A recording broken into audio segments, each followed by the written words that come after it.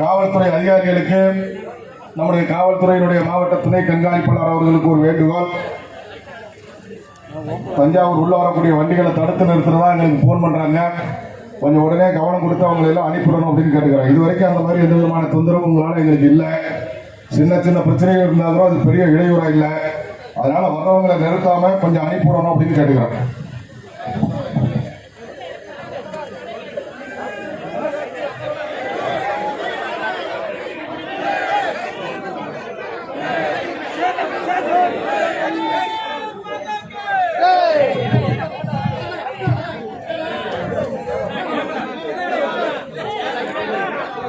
அன்பார்ந்த பெரியோர்களே, தாய்மார்களே, இங்கே வந்திருக்கக்கூடிய விவசாய நண்பர்களே, இது ஒரு சாதாரண ஒரு அரசியல் மேடை கிடையாது, ஒரு அரசியல் கூட்டம் கிடையாது. அரசியல் அதிகமாக பேசுவதற்கு இங்கே நாம் கூடவில்லை. மேகதாத்துவிலே அணை கட்ட முயற்சிக்கக்கூடிய கர்நாடக அரசினுடைய முயற்சியை கைவிடக் கோரி நாம் அனைவரும் கூட காலையிலிருந்து மாலை வரை முழு நேர உண்ணாவிரத அறப்போராட்டத்தில் தான் இங்கே வந்திருக்கின்றோம். முக்கியமான நம்முடைய தலைவர்கள் இங்கே இருக்கின்றார்கள். நம்முடைய மாநிலத்தினுடைய இணை பொறுப்பாளராக காங்கிரஸ் கட்சியிலே பல காலம் அங்கே இருந்து மோடிஜியால் ஈர்க்கப்பட்டு இங்கே வந்து தமிழகத்திற்கு வழிகாட்டி கொண்டிருக்கக்கூடிய நம்முடைய சுதாகர் ரெட்டி ஐயா அவர்களே,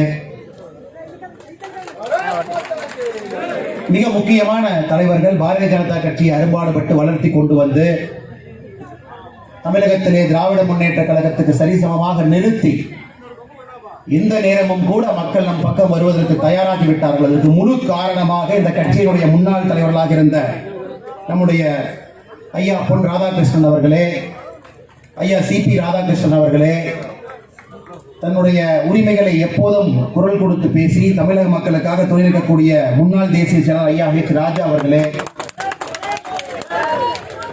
இந்த நிகழ்ச்சியை மிக சிறப்பாக ஏற்பாடு செய்து முன்னிலை வைக்கக்கூடிய பண்ணை வயலார் இளங்கோ அவர்களே, இந்த பகுதியினுடைய மாவட்ட தலைவர்.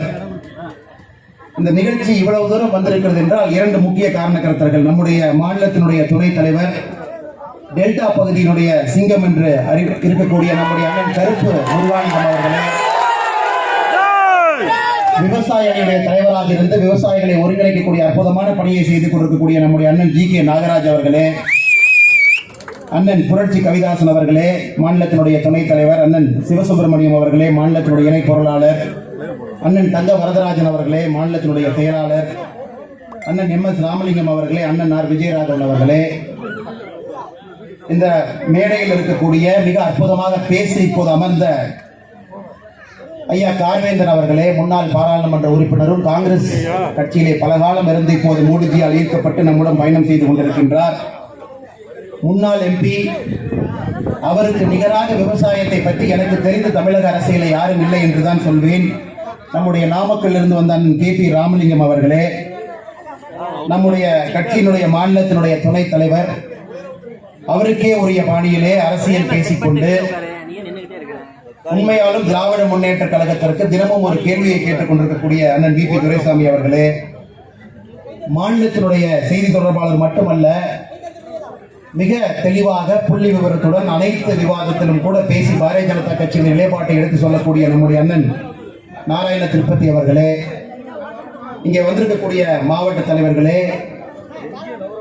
நம்முடைய கட்சியிலே மாநில அளவிலே பொறுப்பில் இருக்கக்கூடிய நண்பர்களே, செயலாளர்களே, பொதுச் செயலாளர்களே, துணைத் தலைவர்களே, விவசாய அணியில் இருக்கக்கூடிய நண்பர்களே, தமிழ்நாட்டில் இருந்த அனைத்து பகுதியிலிருந்து கூட வந்திருக்கக்கூடிய மண்டல் பொறுப்பாளர்களை மறுபடியும் உங்களுக்கு என்னுடைய வணக்கத்தை தெரிவித்துக் கொள்கின்றேன்.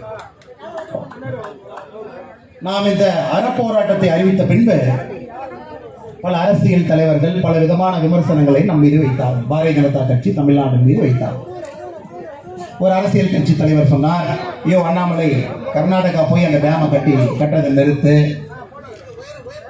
மையம் என்று சொல்லிவிட்டு அரசியல் கட்சி ஆரம்பித்து விட்டு மையம் இல்லாமல் பேசிக் கொண்டிருக்கக்கூடிய இன்னொரு அரசியல் தலைவர் கோயம்புத்தூரிலே சொன்னார், 2 பொம்மைகளை போல பாரதிய ஜனதா கட்சி செயல்பட்டுக் கொண்டிருக்கிறது. கர்நாடகாவிலே ஒரு பொம்மை, தமிழ்நாட்டிலே ஒரு பொம்மை என்று சொன்னார். இன்னொரு அரசியல் தலைவர் பாரதிய ஜனதா கட்சிக்கு வயிற்றுல ஏதோ பிரச்சனை இருக்கு, அதுக்காக அவங்க உண்ணாவிரதம் இருக்கிறாங்க அப்படின்னு இன்னொரு அரசியல் கட்சி தலைவர் சொன்னார். எதற்காக இந்த போராட்டம்? நம்முடைய பாரத பிரதமர் நரேந்திர மோடிஜி அவர்கள் நம்முடைய சென்னை வந்த பொழுது ஒரு அரசு விழாவில் ஒன்று பேசினார். வரப்புயர நீர் உயரும், நீர் உயர நெல்லுயரும், நெல்லுயர குடி உயரும், குடி உயர கோன் உயர்வான், கோன் உயர கோல் உயரும் என்றும். நமக்கு தெரியும், வாழ்க்கையிலே அடிப்படையாக இருப்பது நம்முடைய விவசாயிகளும் விவசாய நண்பர்களும். அதை புரிந்து கொண்டதனால்தான் பாரத பிரதமர் மோடி அவர்கள் சென்னை வந்துவிட்டு இவ்வளவு அற்புதமான ஒரு தமிழ்ல இருக்கக்கூடிய வரி அப்படியே கஷ்டப்பட்டு பார்த்தீங்கன்னா அப்படியே ஒரு இது கூட மாறாம பேசினார், அந்த உணர்ச்சியை மாற்றாம பேசினார். நம்முடைய கட்சி அடிப்படையே அப்படித்தான், விவசாயிகளுக்காக விவசாய நண்பர்களுக்காக ஒரு கட்சி அவருடைய நிலையை உயர்த்த வேண்டும் என்று. எப்போது மாநிலத்தில் இருக்கக்கூடிய ஒரு அரசு, திராவிட முன்னேற்ற கழக அரசு, சாராய விற்கிற அமைச்சருக்கு மரியாதை கொடுத்து விவசாய அமைச்சரை தூரமா வச்சிருக்காங்களோ அப்பயே நம்ம தெரிஞ்சுக்கணும். இந்த அரசை பொறுத்தவரை நீங்க எல்லா விழாலையும் பார்க்கலாம், சாராயத்தை விற்கிற அமைச்சர் பக்கத்தில் இருப்பார், உதயநிதி ஸ்டாலினை சுத்திக்கிட்டே இருப்பார், முதலமைச்சருக்கு பக்கத்திலே சேர் போட்டு உட்கார்ந்து இருப்பாங்க, எல்லா பக்கம் அதிகமா சுத்துவாங்க. ஏன்னா அது அவர்கள் மீது தவறு கிடையாது, அரசு எப்படி செயல்படுகிறது என்பதை மக்கள் தெள்ளத் தெளிவாக பார்ப்பதற்கு ஒரு சான்று. சாராயம் வைக்கிற அமைச்சர் பக்கத்திலேயே விவசாயத்துறை அமைச்சர் பேரோடு நிறைய பேருக்கு தெரியாது, யார் தமிழ்நாட்டுடைய விவசாய அமைச்சர். அப்படித்தான் இந்த அரசு ஆண்டுகிட்டு இருக்காங்க. ஒரு மாதமும் ரிவ்யூ மீட்டிங் போட்டு, ஒரு கலெக்டர் ஆபீஸ் நடக்கிற மிக முக்கியமான ரிவ்யூ மீட்டிங் என்னன்னா, ஒரு மாசத்துக்கு தமிழ்நாட்டில் 51 லட்சம் கேஸ் சாராயம் விற்கணும். இந்த மாசம் அதிகப்படுத்திருக்கீங்களா, இந்த மாசம் அதிகப்படுத்திருக்கீங்களா, 33,000 கோடி நம்ம சாராயத்திலிருந்து டாஸ்மாக்ல இருந்து வருமானம் வருது, அதை 35,000 கோடி ஆக்கலாமா, 40,000 கோடி ஆக்கலாமான்னு ஒரு அரசு மாதம் மாதம் ரிவ்யூ மீட்டிங் போட்டு கலெக்டருக்கு அறிவுறுத்துறாங்க. அதே அரசு நம்முடைய ஐயா ராமலிங்கம் அவர்கள் சொன்னது போல விவசாயிகளுக்காக இவ்வளவு பயன்களை நம்முடைய மத்தியில மோடி அரசு கொடுத்துட்டு இருக்காங்க, எவ்வளவு பேருக்கு கிடைச்சிருக்கு, எவ்வளவு பேருக்கு கிடைக்கல, எவ்வளவு பேருக்கு கிடைக்கிறதுக்கு என்ன பண்றீங்க அப்படிங்கிற ஒரு ரிவ்யூ மீட்டிங் போட்டிருக்காங்களா அப்படின்னு திமுக இருந்து ஒருத்தர் சொல்லட்டும். ஏனென்றால் நமக்கு தெரியும், பாரதிய ஜனதா கட்சியை பொறுத்தவரை இந்த கட்சி இருப்பது மக்களுக்காக, மக்கள் நன்றாக இருக்க வேண்டும் என்பதற்காக ஒரு கட்சி. திராவிட முன்னேற்ற கழகத்தை பொறுத்தவரை குடும்பம் நன்றாக இருக்க வேண்டும் என்பதற்காக ஒரு கட்சி. தான் அடிப்படையில் இருக்கக்கூடிய ஒரு வித்தியாசம். அந்த வித்தியாசம் என்பது ஆட்சியில தினமும் நீங்க பார்க்கலாம், அவர்கள் பேசுற பேச்சுல பார்க்கலாம். குறிப்பா காங்கிரஸ் நம்முடைய மாநில தலைவர் KS அழகிரி அவங்க சொன்னாங்க, பாரதிய ஜனதா கட்சிக்கு வயிற்றுல ஏதோ பிரச்சனை இருக்கு, அதனாலதான் அவங்க ஒரு நாள் ஃபுல்லா உண்ணாவிரத போராட்டம் இருக்கிறாங்க. இதைவிட கோழைத்தனமாக, இதைவிட கேவலமாக ஒரு அரசியல் செய்யக்கூடிய ஒரு தலைவர் பேசுறாருன்னா அரசியல் இருந்து அவர் போறதுக்கான நேரம் வந்து விட்டது என்று அர்த்தம். இங்கே வந்திருக்கக்கூடிய விவசாய நண்பர்கள் இழிவு மட்டுப்படுத்தவில்லை, ஒரு அற போராட்டத்திற்காக காலையிலிருந்து சாயந்தரம் வரைக்கும் தண்ணி கூட குடிக்காம இவ்வளவு பேர் உட்கார்ந்து ஒரு நல்லதொரு விஷயத்திற்காக உட்காரும் பொழுது அந்த கட்சிக்கு தலைவரே கிடையாது. கடந்த ஒரு 3 வருடமாக தலைவரே இல்லாம இந்த சைக்கிள் டீம்ல பாத்தீங்கன்னா பஞ்சர் ஓட்டுவாங்க, அந்த மாதிரி 4-5 பேர்த்த வச்சு பஞ்சர் ஓட்டி ஒரு கட்சி நடத்திட்டு இருக்காங்க. அந்த கட்சியினுடைய பெயர் தான் காங்கிரஸ் கட்சி. அதனுடைய தலைவராக ஒருவர் இருக்கின்றார். இந்த வார்த்தையை சொன்னதற்கு அவர் இப்பவே காங்கிரஸ் கட்சியிலிருந்து விலகி திரும்ப வீட்டுக்கு போய் இத்தனால என்ன பண்ணிட்டு இருந்தாலும் அதை அவர் பண்ணணும். அதே போல கமலஹாசன் என்கின்ற ஒரு நபர், நம்ம எல்லாத்துக்குமே தெரியும், நடிகராக படம் பார்த்திருக்கோம், கை தட்டியிருக்கோம், பணம் கொடுத்து தியேட்டர்ல போய் பார்த்திருக்கோம். அவர் என்ன நினைச்சிட்டாருன்னா, அவர் நினைச்சதும் தவறு கிடையாது, ஏன்னா கலைஞர் அப்படித்தான் இருந்தார். நடிப்பினுடைய உச்சகட்டம் அரசியல் தெரிஞ்சுட்டு இந்த பக்கம் வந்துட்டார். அதான் அவர் பண்ண தப்பு. நடிக்கிறது அல்டிமேட் அரசியல், அதுலயும் நம்ம நடிச்சு பார்த்திடலாம். கோயம்புத்தூர் எலெக்ஷன்ல நின்ன அனைத்து நாளும் ஒரு தங்கணும் ஸ்டார் ஹோட்டல்ல, ஒரு நைட் அவர் தங்கியிருந்த ஸ்டார் ஹோட்டல்ல, எவ்ரி சிங்கிள் டே 5 ஸ்டார் ஹோட்டல்ல தங்கிட்டார். கேம்பெயின் இங்கிருந்து பக்கத்து தொகுதிக்கு போகணும் அப்படின்னா ஹெலிகாப்டர். அந்த முழு கோயம்புத்தூர் தேர்தல் பிரச்சாரமே ஒரு சினிமா ஷூட்டிங் மாதிரி, ஒரு பார்ட் டைமா வந்து எப்படி ஒரு ஆக்டர் வந்து சினிமா ஷூட்டிங் பண்ணுவாங்களோ அதை போல. பேரு மட்டும் மையம், பேசுறது எதுலையுமே மையத்தை காணும். அதான் பிரச்சனை. அவரு வந்து சொல்றாரு தலையாட்டிகள் பொம்மை போல தஞ்சாவூர்ல உட்கார்ந்துருக்காங்க அப்படின்னு. அவரு வந்து அரசியலை விட்டு போங்கன்னு நான் சொல்லல, மக்களை அனுப்பிட்டாங்க. அதனால்தான் ஒரு தலைவர் மட்டும் சேர்ல உட்கார்ந்துருக்காரு, தலைவரை சுத்தி இருக்கிற யாருமே அவரை சுத்தி கிடையாது, எல்லாரும் கட்சியை விட்டு போயாச்சு. என்ன தார்மீக அடிப்படையில் இன்னொரு தமிழ்நாட்டு மக்களுக்காக அரசியல் பேசுறாரு எனக்கு சத்தியமா தெரியல. இதனுடைய உச்சகட்டம் தயாநிதி மாறன் எம்பி அவர் கர்நாடகால டிவி சேனல்ல அதிகமாக பணத்தை கொளிக்கக்கூடிய நிறுவனத்தினுடைய பெயர் உதயா டிவி. அதனுடைய ஓனருடைய பெயர் வந்து கலாநிதி மாறன். சன் நியூஸ் அங்க இருக்காங்க, நீங்களும் தயவு செஞ்சு போடுங்க. அவருடைய தம்பி தயாநிதி மாறன். அதாவது பணம் எப்படி வந்தா கூட கல்லாப்பெட்டியை திறந்து பணத்தை வசூல் பண்ணிக்கிட்டே இருப்பாங்க. அரசியல் என்றால் மனசாட்சி முதல்ல இருக்கும். மனசாட்சி இருந்தால்தான் மக்களுக்கு சாட்சி கொடுக்க முடியும். எதுவுமே இல்லாம ஒரு குடும்பத்தை காப்பாற்றுவதற்காக ஒரு கட்சி நடத்துறாங்க. அந்த கட்சியினுடைய பிராண்ட் அம்பாசிடர்ஸ் 2 பேர், அதுக்கு ஒரு டிவி சேனல் தான் நடத்திட்டு இருக்காங்க தமிழ்நாட்டில். ஐபிஎல் மேட்ச் போனா அது தொலைக்காட்சி பண்றக்கும், அவங்க ஏதாச்சும் டெல்லியில பார்ட்டி பண்ணாலும் பண்றக்கு ஒரு டிவி சேனல். ஆனால் இந்த நண்பர்கள் புரிந்து கொள்ள வேண்டும், தமிழக மக்களுக்கு உண்மையாலும் வேலை செய்யக்கூடிய பாரதிய ஜனதா கட்சியை பற்றி இன்னொரு முறை தயாநிதி மாறன் அவர்கள் கொச்சைப்படுத்தினால் எல்லா விஷயமும் வீதிக்கு வந்துவிடும் என்று அவர்கள் தெரிந்து கொள்ளலாம். இதை அவர் நடத்தக்கூடிய சன் டிவி சேனல் மூலமாகவே நான் எச்சரிக்கின்றேன். ஓப்பனாக கர்நாடகாவில் நீங்க என்னென்ன பண்றீங்க, இந்தியாவில் என்னென்ன பண்ணிட்டு இருந்தீங்க, நீங்க மத்திய அமைச்சராக இருந்த பொழுது உங்க வீட்டுல எவ்வளவு கனெக்ஷன், உங்களுக்கு கொடுத்த கனெக்ஷனை வச்சு நீங்க சன் டிவி கொடுத்தீங்க, எல்லாத்தையும் பேசுவோம். அதுக்கெல்லாம் பயம் கிடையாது. யாரையும் கை கட்டி நிக்கிறதுக்காக பாரதிய ஜனதா கட்சி தலைவர் இங்க வரல. மக்களுக்கு வேலை செய்யறதுக்காக வந்திருக்கோம். உரைக்க கேட்போம், உண்மையை சொல்லுவோம், வீதி வீதியாக போவோம்.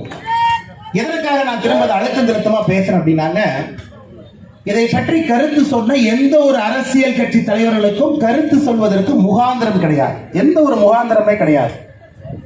திராவிட முன்னேற்ற கழகத்தை பத்தி நம்முடைய தலைவர்கள் பேசிட்டாங்க. 1881 ஆரம்பிச்ச காவேரி பிரச்சனை, 1892 போட்ட முதல் ஒப்பந்தம், 1924 போட்ட நம்முடைய மாநிலங்களுக்கு இடையேயான ஒப்பந்தம், அது 50 வருடம் நீடித்து 1974 வரை இருந்தது. நம்முடைய கலைஞர் கருணாநிதி அவர்கள் நீடிக்கவில்லை.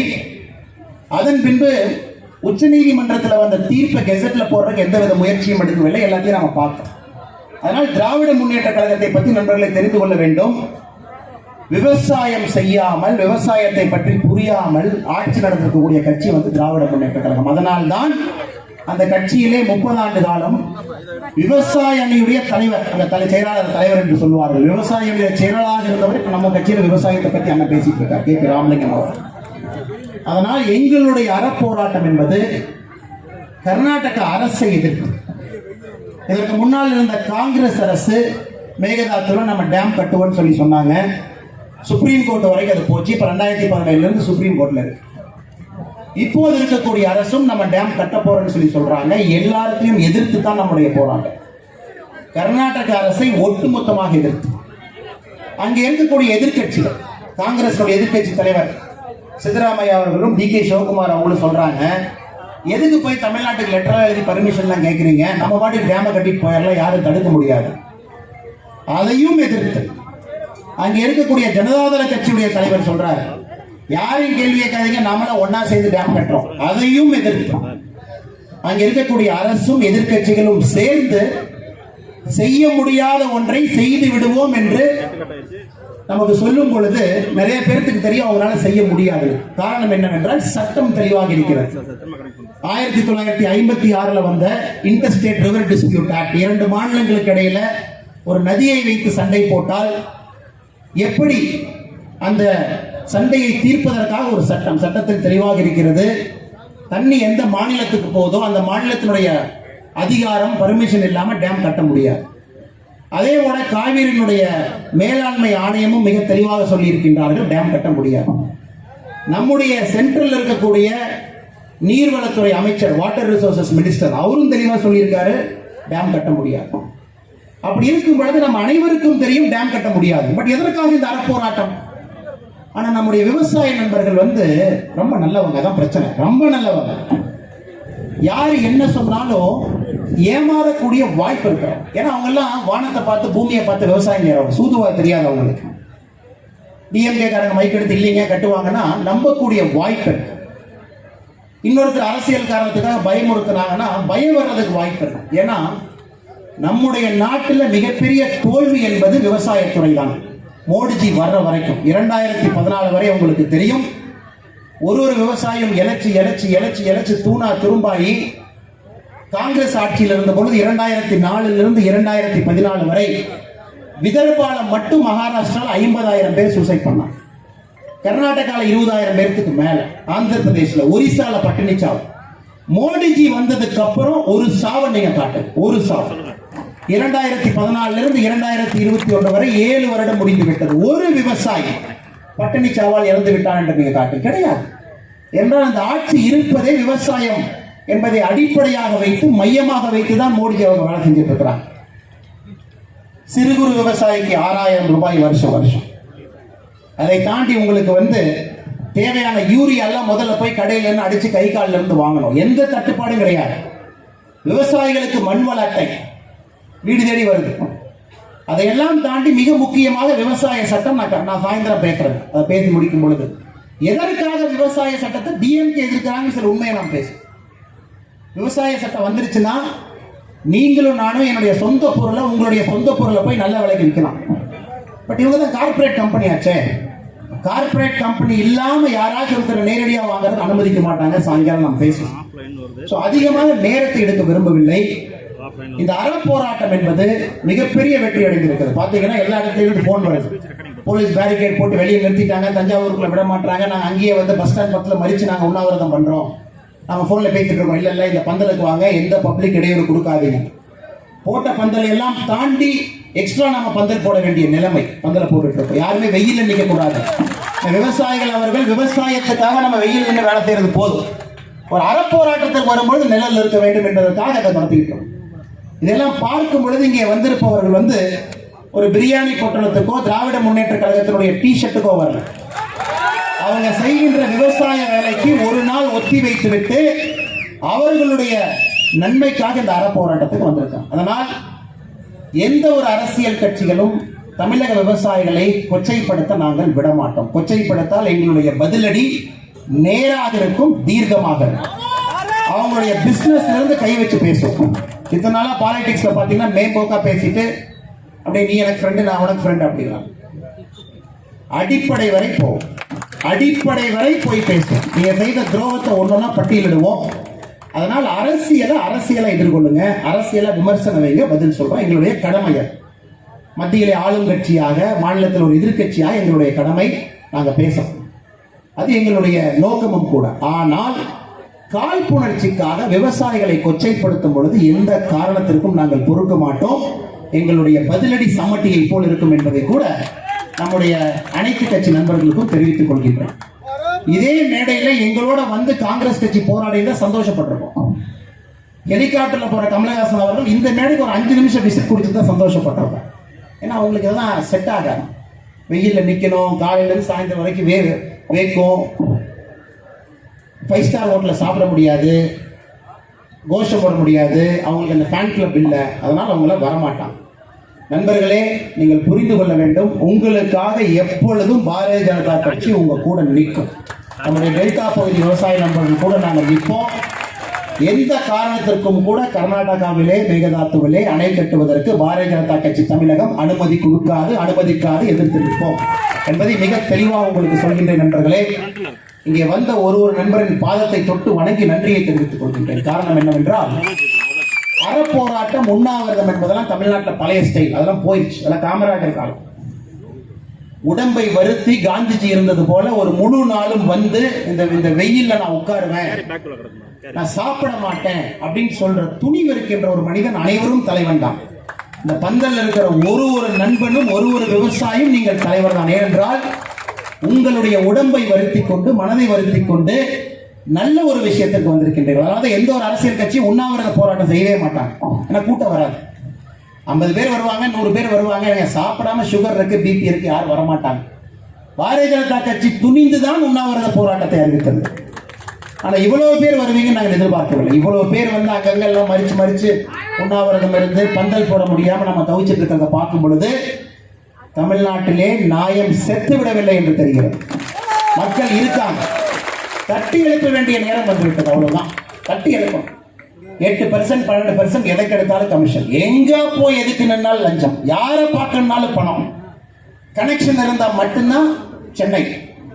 அது 3 சிஎம்ல யாரை பார்க்கணும்னாலும் பெரிய கனெக்ஷன் வேணும். அது முதல் சிஎம்மா இருக்கலாம், அவர் கை காட்டுகின்ற 2வது சிஎம்மா இருக்கலாம், சிஎம் ஆக போறேன்னு நினைக்கிற 3வது சிஎம்மா இருக்கலாம். இந்த 3 சிஎம் பார்க்கணும்னாலும் கனெக்ஷன் வேணும். ஆனால் நீங்கள் எல்லாம் சாதாரண மனிதர்களாக இந்த போராட்டத்துக்கு வந்திருப்பது மிகப்பெரிய நிகழ்ச்சியும் மகிழ்ச்சியும் தருகிறது. நல்லது நடக்கும் தமிழகத்திற்கு, தமிழக விவசாயிகளுக்கு நல்லது நடக்கும். வந்த அனைவருக்கும் நன்றியை தெரிவித்து மறுபடியும் சாயங்காலம் இந்த அறப்போராட்டம் முடியும் பொழுது நாம் பேசுவோம். பாரத் மாதா கி, பாரத் மாதா கி, பாரத் மாதா கி. பாரத அன்னையின் புகழ், பாரத அன்னையின் புகழ், பாரத அன்னையின் புகழ். மாநில தலைவர் உரைக்கு பிறகானது தஞ்சை வடக்கு மாவட்டத்தினுடைய தலைவர் அருமை சகோதரர் என் சதீஷ்குமார் அவர்கள் இப்போது பேசுவார். அதனைத் தொடர்ந்து புதுக்கோட்டையினுடைய ராமசேதுபதி மாவட்ட தலைவர் அவர்கள் பேசுவார். எனதமை தாமரை சொந்தங்களே, எங்களுக்கெல்லாம் விடுவெளியாக வந்திருக்கும் மாநில தலைவர் அவர்களே மற்றும் எங்களது குருவாகவும் வழிகாட்டியாகவும் உள்ள எங்கள் முன்னோடிகளே, அனைவருக்கும் எனது வணக்கம். நமக்கும் திமுகவுக்கும் உள்ள ஒரு சிறிய வித்தியாசத்தை மட்டும் கூறி விடைபெற விரும்புகிறேன். நாம் நமது காவேரியை தாயாக பார்க்கிறோம், அவர்கள் வெறும் மணலாக பார்க்கிறார்கள். நாம் பசுவை பால் தரும் தாயாக பார்க்கிறோம், அவர்கள் வெறும் பீஃபாக பார்க்கிறார்கள். அதே போல கடவுளை, சிலையை நாம் கடவுளாக வணங்குகிறோம், அவர்கள் சிலையை வெறும் உலோகமாக பார்க்கிறார்கள். அதில் எத்தனை கிராம் தங்கம் உள்ளது, அது என்ன விலைக்கு போகும் என்று பார்க்கிறார்கள். அதே போல நாம் ராமர் கோயிலை கட்டியே தீர வேண்டும் என்று நினைக்கிறோம், அவர்கள் ஸ்ரீரங்கநாதரையும் சிதம்பரம் நடராஜரையும் பீரங்கியை விட்டு பிளக்க வேண்டும் என்று நினைக்கிறார்கள். அதே போல நாம் இன்று ஒரு திமுக காரர்களை கூப்பிட்டு இந்தியாவில் எத்தனை மாநிலங்கள் உள்ளது, எத்தனை யூனியன் பிரதேசங்கள் உள்ளது என்று கேளுங்கள். கன்னியாகுமரியிலிருந்து காஷ்மீர் எத்தனை கிலோமீட்டர் என்று கேளுங்கள். இந்த பழகம் குஜராத்திலிருந்து அருணாச்சல பிரதேசம் எத்தனை கிலோமீட்டர் என்று கேளுங்கள். ஒருவருக்கு கூட தெரியாது. அவர்களுக்கு வேண்டியதெல்லாம் தமிழ்நாடு, தமிழ்நாடு, தமிழ்நாடு. இந்தியா இல்லாமல் எப்படி தமிழ்நாடு மட்டும் இருக்கும்? ஏனென்றால் அவர்களது வளர்ப்பு அப்படி. எங்களை வளர்த்தது லால் கிருஷ்ண அத்வானிஜி, அடல் பிகாரி வாஜ்பாய்ஜி. திமுகவை வளர்த்தது ஈர ராமசாமி, கலைஞர் அவர்கள். எங்களது வாஜ்பாயை விட்டு சென்றிருக்கிறார். இந்த பாரத தேசத்தில் 300க்கும் மேற்பட்ட எம்பிக்கள், 1700க்கும் மேற்பட்ட எம்எல்ஏக்கள். ஆனால் நீங்கள் வெறும் ஒரு தமிழ்நாட்டை மட்டும் பிடித்துள்ளீர்கள். எங்களுக்கு மாபெரும் மனிதர், உலகத்தை ஆளும் தகுதி உள்ள எங்கள் பாரத பிரதமரை விட்டு சென்றுள்ளார். ஆனால் அங்கு விட்டு சென்றது ஸ்டாலினை மட்டும். எங்களுக்கு யோகி ஆதித்யநாத்தை விட்டு சென்றிருக்கிறார். ஆனால் நீங்கள் உதயநிதி ஸ்டாலின் நம்பி இருக்கிறீர்கள். எங்களுக்கும் உங்களுக்கும் உள்ள வித்தியாசம் பரங்கி மலைக்கும் இமயமலைக்கும் உள்ள வித்தியாசம். வாய்ப்புக்கு நன்றி, வணக்கம்.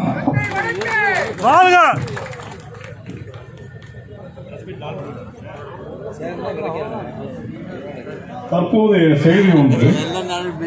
இன்று பாராளுமன்றத்தில் திரு கஜேந்திர சிங் ஷெகாவத் அவர்கள் ஜல்சக்தி, அதாவது நீர்வளத்துறை அமைச்சர், தமிழகம் உள்ளிட்ட கடைமடை மாநிலங்களின் ஒப்புதல் மற்றும் காவிரி மேலாண்மை ஆணையத்தின் அனுமதி இல்லாமல் மேகதாட்டு அணை திட்டம் தொடர்பான விரிவான திட்ட அறிக்கையை விதிகளின்படி ஒப்புதல் அளிக்க முடியாது.